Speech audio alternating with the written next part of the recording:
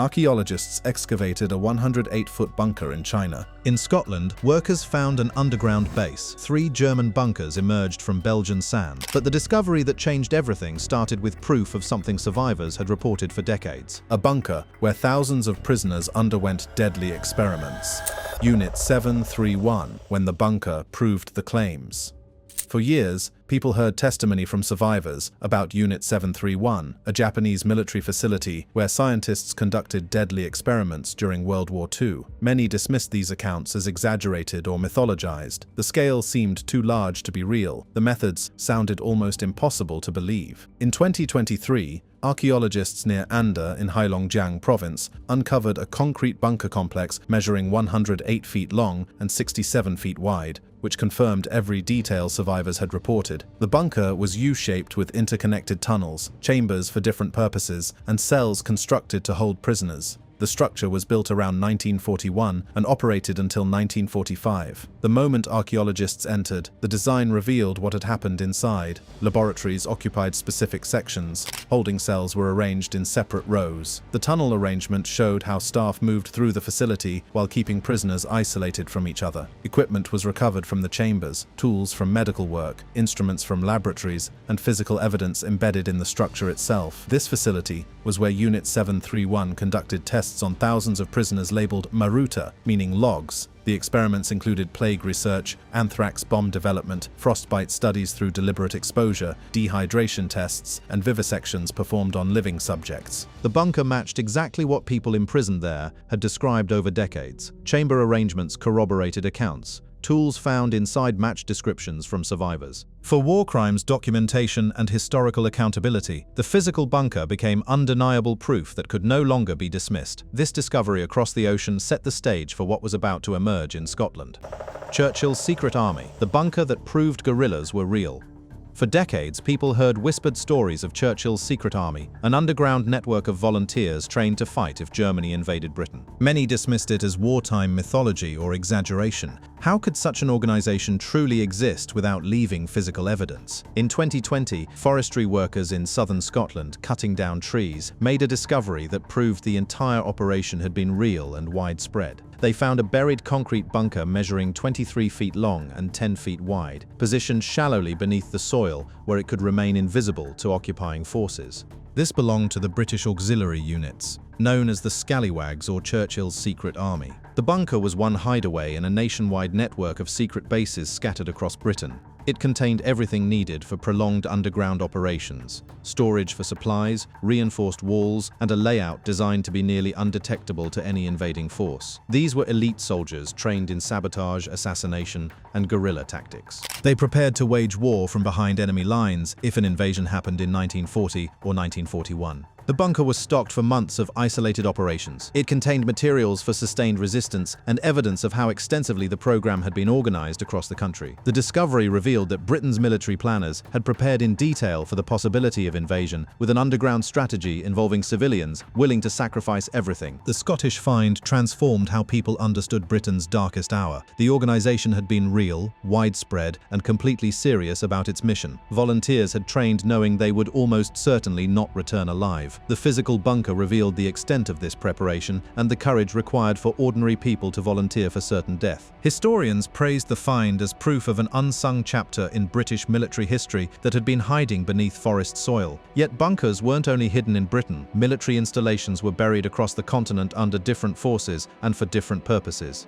German bunkers in Belgium, when sand revealed 80 years of secrets. In 2024, workers began removing invasive plants from coastal dunes near Knokke Heist in Belgium. They expected a routine environmental restoration project. They did not expect to unearth German military structures that had been sitting just inches below the surface for more than 80 years, perfectly preserved by sand coverage. 3 German bunkers emerged during the Life Junior's nature restoration effort, nearly intact and loaded with details about the occupation. The bunkers were Gruppenunterstand type WW2's structures, single-chamber military fortifications measuring approximately 20 by 23 feet each. They featured thick reinforced concrete walls and roofs designed to withstand bombardment. Associated with each structure were trenches, rubble piles, and scattered artifacts, including ammunition and equipment. The structures had been built around 1942 as part of the Atlantic Wall, Germany's massive coastal defense system meant to prevent invasion from across the English Channel. What shocked archaeologists most was the preservation level. The bunkers had survived 80 years of weather, time, and human activity overhead without major deterioration. The concrete remained solid. Structural design was still visible throughout. Associated fortifications told the story of how German forces organized this section of the coast. Artifacts left behind included objects soldiers had used daily, evidence of ongoing operations, and the physical layout showing defensive positions and sightlines toward the sea. Archaeologists stated immediately that more structures likely remained hidden nearby,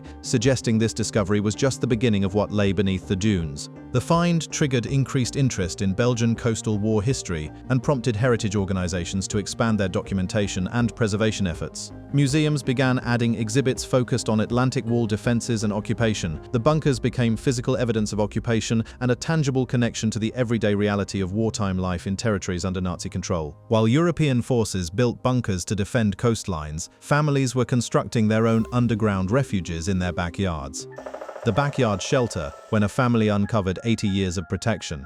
In 2024, Catherine Milburn of Southwick, England, lifted a concrete slab from her garden 3 years after her family had moved in. What emerged was an underground shelter that extended far deeper than expected, a 160-foot network of chambers and tunnels, forming part of Britain's civilian air defense system. The structure was an extended Anderson shelter, the type of bomb protection that ordinary families had built in gardens to survive German air raids. Anderson shelters were corrugated steel structures distributed to households beginning in 1938. Most were small and provided basic protection from bombing. This shelter, however, had been expanded significantly beyond the standard design. It contained multiple chambers, staircases connecting different levels, and sections filled with water that had accumulated over decades. The expansion showed how families had attempted to make these shelters more habitable as bombing intensified. The Blitz lasted from September 1940 through May 1941, followed by sporadic raids throughout the war. Families in target areas spent more nights underground than in their homes. They slept in shelters,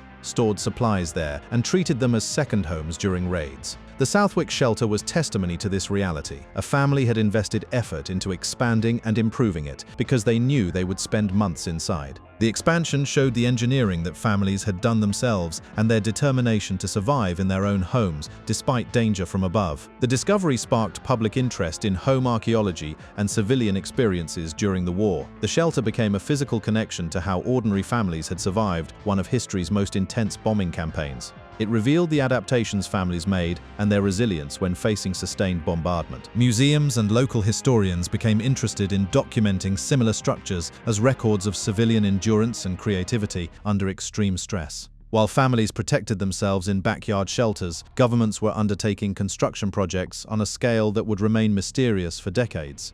Project Riese, the vast underground mystery that still defies explanation.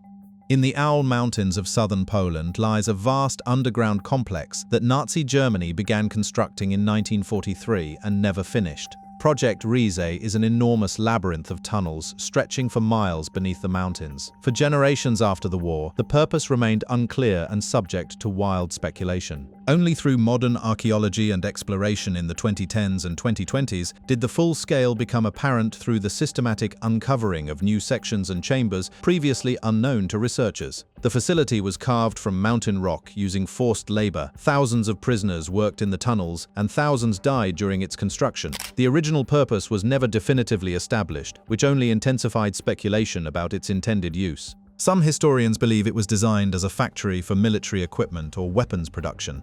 Others suggest it was meant as a command headquarters for Nazi leadership.